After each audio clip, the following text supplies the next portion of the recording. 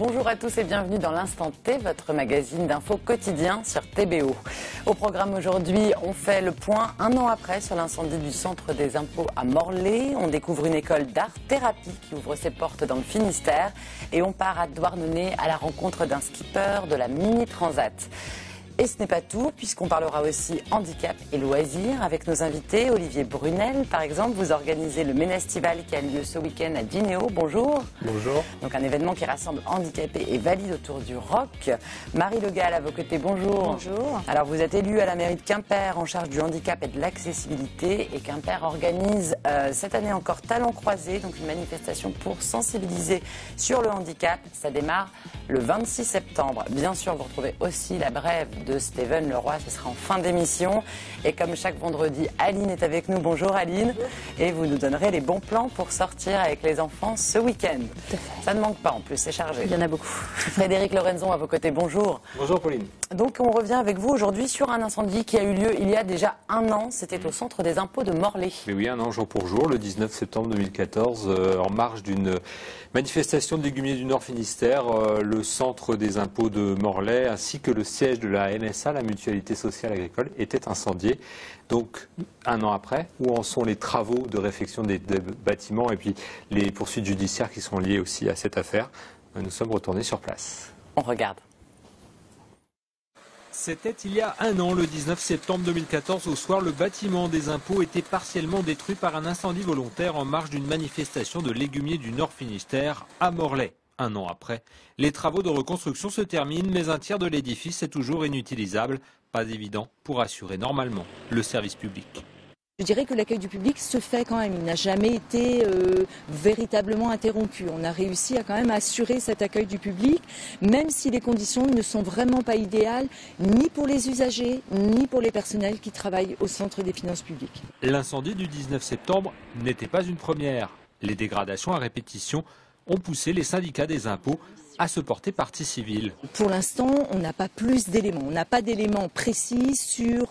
on sait que l'enquête est toujours en cours et que pour l'instant, elle n'est pas finalisée. En mars dernier, 6 mois après les faits, 9 agriculteurs étaient mis en examen pour dégradation de biens publics. Leur audition vient de débuter.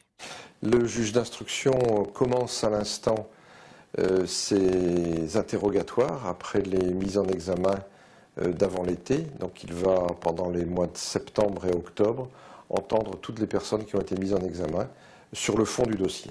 L'avocat s'interroge sur l'action de la police et de la justice justement dans ce dossier. Dans cette affaire, ce que je veux démontrer, c'est que les personnes dont j'assure la défense ne sont pas impliquées dans les destructions. La plupart d'entre elles, je dis bien la plupart, parce qu'il existe même une personne qui n'était pas présente sur les lieux. C'est assez effarant. On a démontré qu'elle n'était pas présente sur les lieux, mais elle est tout de même mise en examen. Enfin, pour les autres personnes, elles étaient présentes à la manifestation, mais n'ont pas participé en aucune façon aux dégradations qu'on leur reproche. L'instruction s'annonce longue. L'audience au tribunal correctionnel de Brest pourrait avoir lieu fin 2016 ou début 2017. Alors Frédéric, que risquent les personnes mises en cause dans cette affaire? Alors au vu de l'objet des mises en examen, c'est-à-dire destruction de biens publics, des peines de prison ferme peuvent être prononcées. Dans les faits, les mises en examen n'ont pas été assorties de contrôle judiciaire, donc on a le sentiment que la justice veut jouer quand même l'apaisement dans ce dossier. Et alors quand est-ce que les travaux seront terminés? Alors la direction des finances publiques, donc direction des impôts, annonce la fin des travaux pour le mois de décembre 2015 dans le bâtiment que nous voyons, mais le réaménagement et la réorganisation à l'intérieur de l'édifice prendra encore quelques semaines et devrait être effective en mars 2016, donc soit 18 mois après l'incendie. Et ça coûte combien? C'est quoi le montant de ces travaux? Alors là, c'est un peu secret défense. On a interrogé le propriétaire des lieux, puisque les impôts ne sont que locataires de ce bâtiment. Le propriétaire, c'est SNI, ex-Caisse des dépôts et consignations. Cet organisme public n'a pas souhaité nous communiquer l'information du montant des travaux. Elle la publiera prochainement sur son site internet. On évoque quand même une fourchette au moins de 1,5 à 2,5 millions d'euros. Oui, quand même. Merci Frédéric pour cet éclairage.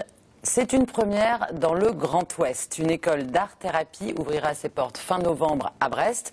À un mois de l'événement, Camille Pochet a rencontré les femmes qui sont à l'initiative de ce projet.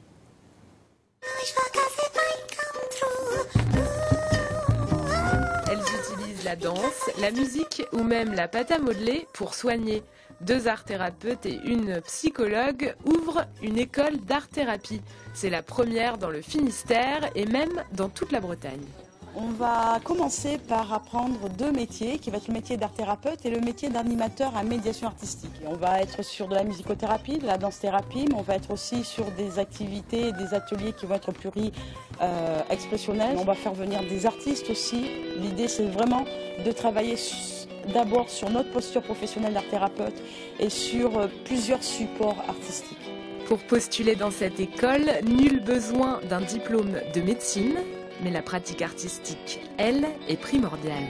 Je pense qu'un art-thérapeute doit forcément avoir une pratique artistique soutenue sans avoir à enseigner cette pratique. Voilà, il doit maîtriser quand même ses outils pour pouvoir être thérapeute et justement entrer dans cette relation de création et pouvoir pousser l'autre à créer. Il doit avoir des outils en main. L'école devra attendre 3 ans pour pouvoir être reconnue, c'est-à-dire pour être inscrite au registre national des certifications professionnelles. Cela n'arrête pas les nouvelles recrues comme Aude, très motivée par l'ouverture de l'école. Ce qui m'intéresse beaucoup, c'est que je peux mettre en place les valeurs de l'art, enfin tout ce que ça véhicule, pour que les gens se sentent mieux et prennent confiance en eux et dépassent leurs obstacles émotionnels ou psychologiques. Là, on n'a pas besoin de parler en fait. Tout se fait dans l'imagination, la création et se recentrer. Et moi, ce qui m'intéresse dans cette formation, c'est justement pouvoir trouver des processus, des procédés et à la fois d'écoute et de mise en pratique en fait. L'école est privée et pour y entrer, il faut débourser 3 000 € ou obtenir un financement de la part d'organismes publics ou privés. Dans le Finistère, l'art-thérapie n'en est qu'à ses balbutiements, contrairement au sud de la France ou à la région parisienne. Et à la veille du départ de la mini-transat, les skippers s'impatientent sur les pontons de Douarnenez. Parmi eux, Benoît Hansberg, un Finistérien qui s'élance pour la première fois sur cette course et qui compte bien créer la surprise. Regardez. À la veille du départ, l'heure est au fignolage pour les skippers de la mini-transat. Parmi les 72 concurrents engagés, Benoît Hansberg, originaire de Saint-Pabu, s'apprête à vivre sa première grande course large. J'ai commencé la voile à 9 ans à Brest, donc parcours classique, optimiste 420, un peu d'olympisme. Et puis à 18 ans, j'ai arrêté l'olympisme pour faire de l'habitable et travailler dans le milieu de la voile. Un travail dans une voilerie pour s'assurer un avenir professionnel, tout en gardant en ligne de mire ses rêves de compétition. À 32 ans, il décide de rentrer sur le parcours mini en solitaire. Je ne sais pas comment expliquer ça. On fait le Paris-Dakar sur un kart qui est tout petit. Donc c'est un bateau qui est super excitant. Voilà, j'aime bien être la seule personne à qui on peut s'en vouloir si ça marche pas bien, être responsable de tout, de la navigation, de la tactique, des réglages de voile, de la sécurité, de tout. Et contrairement au Figaro, le Mini C50, c'est un support qui permet aussi de concourir même sans gros sponsors. Et c'est le cas de Benoît qui a bouclé son budget avec une campagne de crowdfunding. J'espérais pas autant de générosité de toutes les gens, parce que c'est des gens qu'on connaît forcément un petit peu, donc c'est vraiment... c'est super, enfin c'est touchant même. Et pour sa première transat, Benoît met déjà la barre haut côté résultat. Je suis quand même un compétiteur, donc arriver et faire dernier, c'est pas ce qui m'éclate. Donc il y en a une bonne dizaine qui sont là pour gagner. Je pense que j'en fais partie. Je pars pour ça, pour gagner, parce que je suis un compétiteur et que autrement je ferais de la croisière, ça me coûterait beaucoup moins cher. Alors, loin des abers tranquilles du Nord Finistère, Benoît Hansberg pourrait bien créer la surprise sur cette 20e édition de la Mini Transat. Ça devrait être tous les jours comme ça. De la musique et du sport pour rassembler valides et handicapés, c'est de cela dont nous parlent nos invités du jour. Alors Olivier Brunel, vous êtes donc éducateur au foyer de vie de Dinéol, pardon, ça commence bien. Et depuis 3 ans, vous organisez le Ménestival, décidément. C'est dur à dire. Ouais. C'est dur à dire. Un événement rock, en tous les cas, qui rassemble des handicapés et des valides. Comment est né cet événement, Olivier ? Alors le projet, en fait, on est arrivé en 2009 dans une structure neuve au cœur du bourg de Dinéol, à 50 mètres de la mairie. Et en fait, on a voulu assez rapidement créer du lien avec les habitants. Du coup, une de mes collègues, Céline, avait une première idée qui était de faire une fête des voisins. pour commencer à amorcer. Puis après, on a, avec mes collègues moniteurs éducateurs, on a commencé à se dire, on partir sur une idée folle, pourquoi on ne ferait pas un petit festival pour faire venir les gens, parce qu'ils passent devant, ils entendent du bruit, ils voient de la vie, mais ils ne savent pas ce qui s'y passe vraiment, quoi. Donc on est parti là-dessus, nos responsables nous ont suivis, et puis du coup on est parti sur une première édition, donc en 2011. Et, voilà. Ça marche. Et ça marche de mieux en mieux parce que en fait le but en fait c'était vraiment de quelque part démystifier le handicap, le faire connaître, et notre structure aussi, et nos équipes et notre équipe. Et aussi c'était de favoriser une rencontre des populations de milieux différents. Parce que quand un centre comme ça s'installe dans une commune, il y a une petite appréhension de la part des habitants, ou appréhension, le mot est peut-être fort, mais en tous les cas un regard un petit peu sur l'inconnu. On ressent quelque part une différence parce qu'il y a une nouveauté, il y a des choses qui ne sont pas connues. Ouais. Donc du coup, pour essayer de briser un peu ça, l'idée c'était de provoquer un événement qui permettait, basé sur de la musique, des animations, pour que les gens viennent. Et puis, on va regarder ce que ça donne dans la bande-annonce.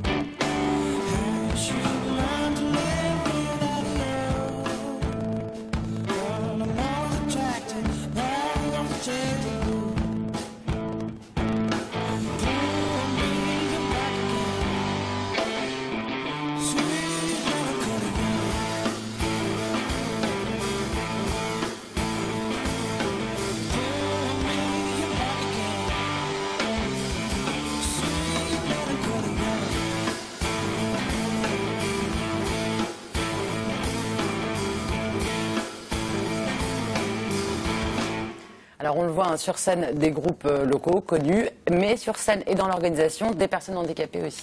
Ouais, c'était un des gros objectifs aussi.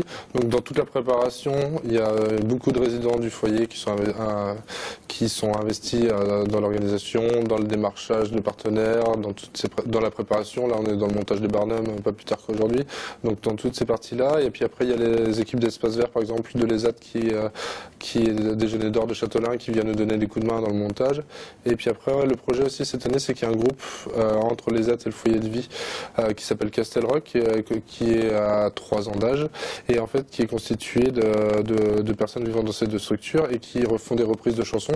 Donc l'idée c'était aussi de les accompagner en parallèle, donc c'est passé par les faire enregistrer au Germoire Studio à Châtelain pour avoir un support un support audio de qualité, faire des interviews radio pour faire de la promotion fait par les résidents sur Radio Évasion. Ils sont vraiment sur tous les points de la logistique du C'est ça, et puis festival. En plus ça les amène à faire des choses qu'ils n'auraient pas eu l'occasion de faire sur le...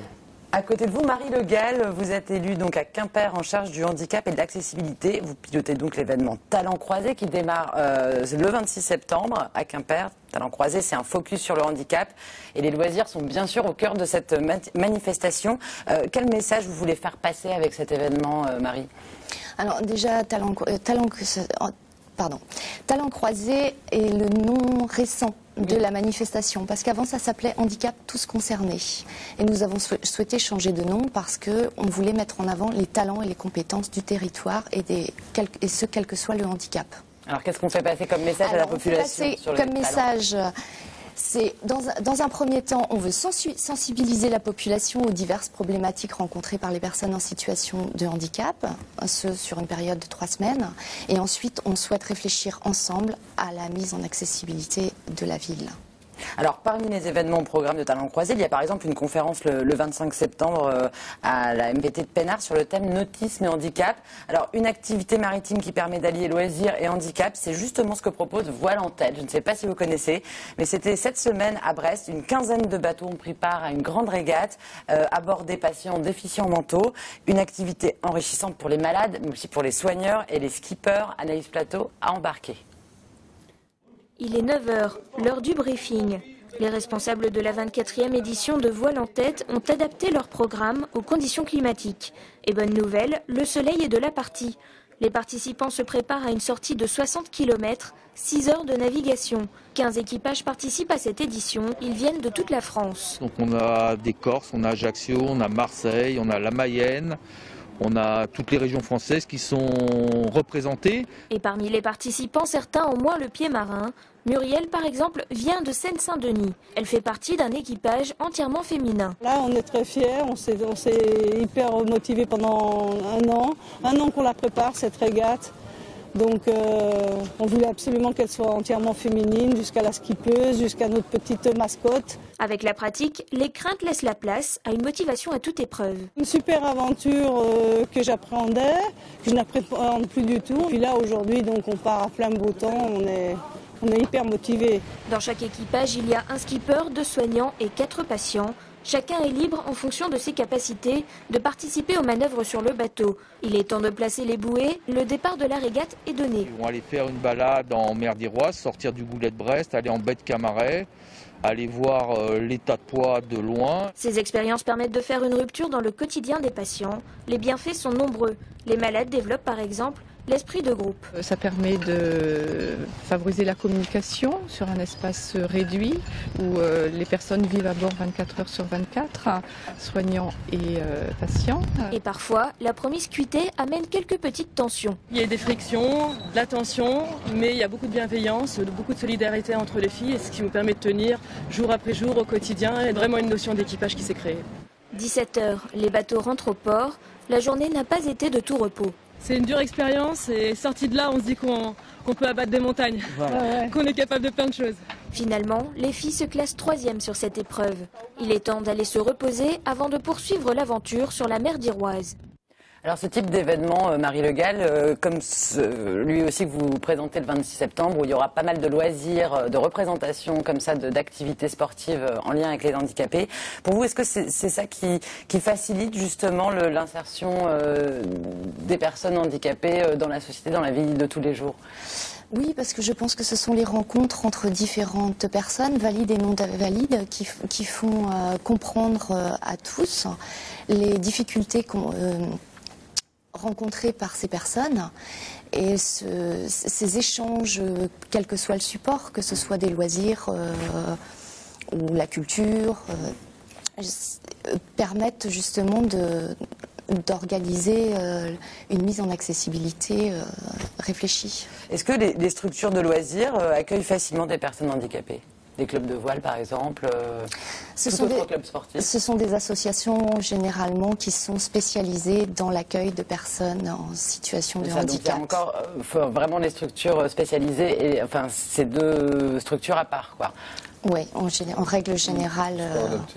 Ouais. Est-ce que ça c'est quelque chose, vous qui travaillez justement auprès des personnes handicapées tous les jours, que vous regrettez ou vous pensez qu'il faut plus de mixité, Olivier ? Après, ça dépend. Ça dépend parce que c'est vrai que pour pouvoir permettre d'accéder à certains sports, il faut adapter le projet ou adapter le matériel ou adapter parce qu'autrement c'est les mettre en échec. Donc c'est pas forcément une bonne chose. Donc après c'est vraiment du cas par cas, comme souvent. En tous les cas, sur la culture, c'est facile de mixer valide et handicapé, Olivier, comme vous le faites. Bah, on y arrive. Ça fonctionne bien. On y arrive, ouais, ça fonctionne bien. C'est une belle réussite. Ouais. Qu'est-ce qui reste à faire, Marie, pour encore plus de mixité entre valide et handicapé, par exemple à Quimper? Selon vous, dans un monde idéal, qu'est-ce que vous feriez? Oh là là, déjà il faudrait qu'on dépasse le handicap. Au niveau quoi, du regard? Au niveau du regard, d'une part. Après, évidemment, il faudrait mettre un maximum de moyens pour l'accessibilité de la ville. L'accessibilité, justement, on en est où aujourd'hui? Parce que il y avait quand même l'obligation. Oui, au 31 décembre 2014 de mettre équipés pour l'accueil des personnes handicapées. C'est difficile parfois même dans. C'est compliqué parce que effectivement ça nécessite des moyens.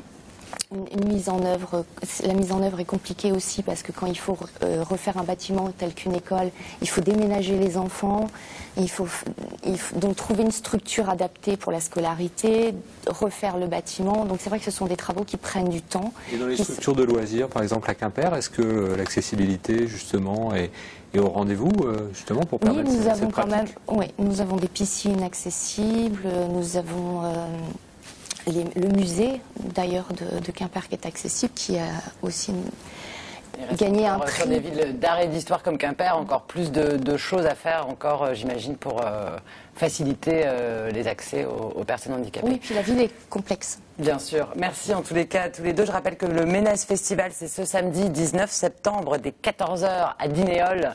Et Talents Croisés, c'est à Quimper le samedi 26 septembre. Et ça continue 3 semaines après durant. Tous les rendez-vous sont sur quimper.bzh. Tout de suite, on passe à la brève de trottoir.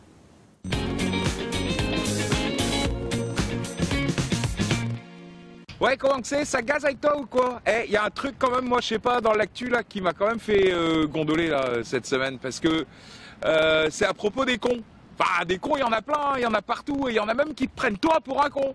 Et il y a des mecs qui te traitent de con. Moi, par exemple, c'est régulier, des mecs qui me disent « Ouais, toi, t'es vraiment con ». Alors, face à cet état de fait, bon, disons, t'as pas 36 000 manières de réagir. À minima, tu lui dis « Ouais, c'est bon, ta gueule ».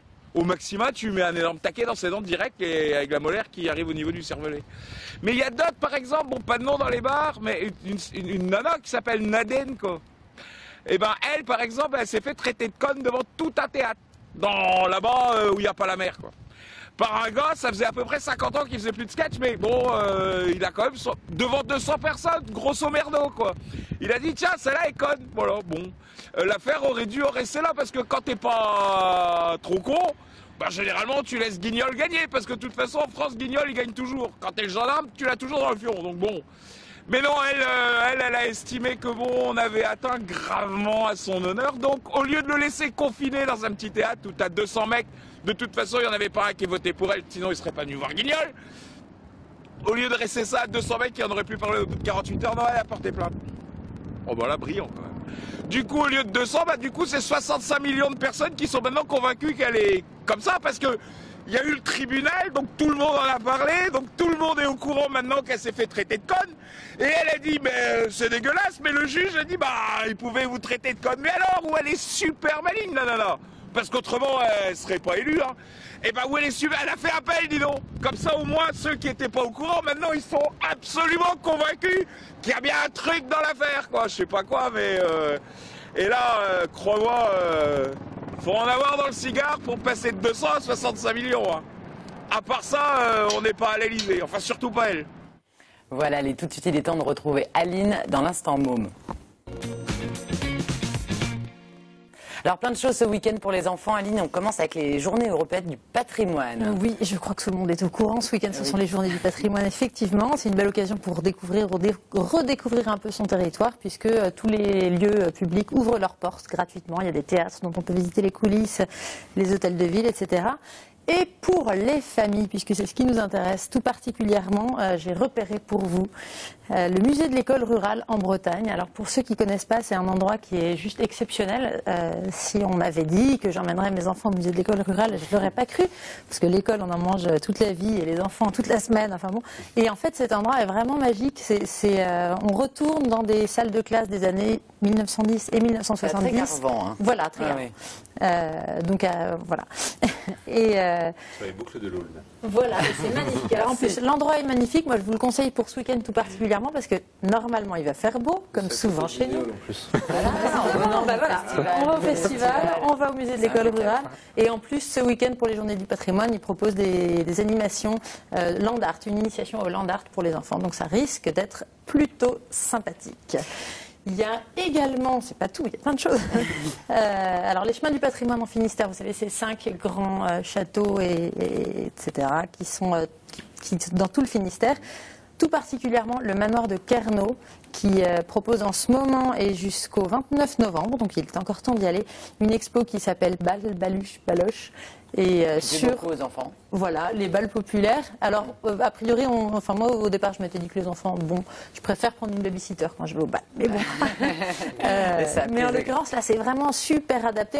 On l'a testé également avec Click et les enfants adoraient. Il y a un endroit où on peut se déguiser en costume d'époque. On peut créer une affiche. On fait des petites guirlandes de fanions. En famille, voilà.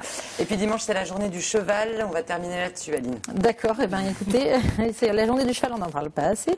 C'est organisé par la Fédération française d'équitation et ça permet de populariser un petit peu ce sport qui reste quelquefois un peu considéré comme upper class. Et donc il y a 18 clubs et centres équestres dans tout le Finistère qui ouvrent leurs portes, qui proposent des animations. Une belle occasion d'aller découvrir une nouvelle activité. Merci beaucoup à tous les quatre d'être venus sur le plateau de l'Instant T. Nous on se retrouve lundi sur TBO. D'ici là, passez un excellent week-end. Ciao.